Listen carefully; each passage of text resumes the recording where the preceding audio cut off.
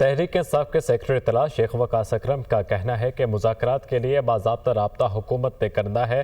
ہم نے ونڈو کھول دی ہے، اگر اسٹیبلشمنٹ حکومت کے ساتھ نہیں بیٹھتی تو بامعنی مذاکرات کیسے ہوں گے؟ انہوں نے پروگرام دنیا مہر بخاری کے ساتھ میں گفتگو کرتے ہوئے مزید کہا کہ تحریک انصاف شرائط نہیں رکھ رہی مگر بات ہمارے ہی نکات پر ہوگی۔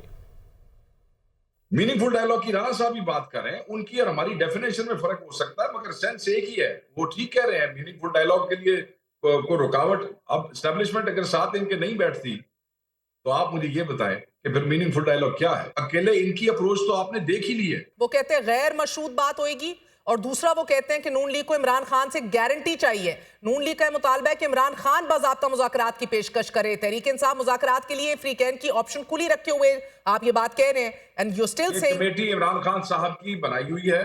مشروط والی بات یہ ہے، ہم شرطیں تو نہیں رکھ رہے مگر گفتگو ہوگی انہی چیزوں کے اوپر جو ہمارے مطالبات ہیں۔ حکومت اب آفیشلی یہ موقف اختیار کر رہی ہے کہ باضابطہ رابطہ کیجئے ہم سے، تو آپ کریں گے؟ نہ، باضابطہ رابطہ تو ان کا حق بنتا ہے وہ کرے،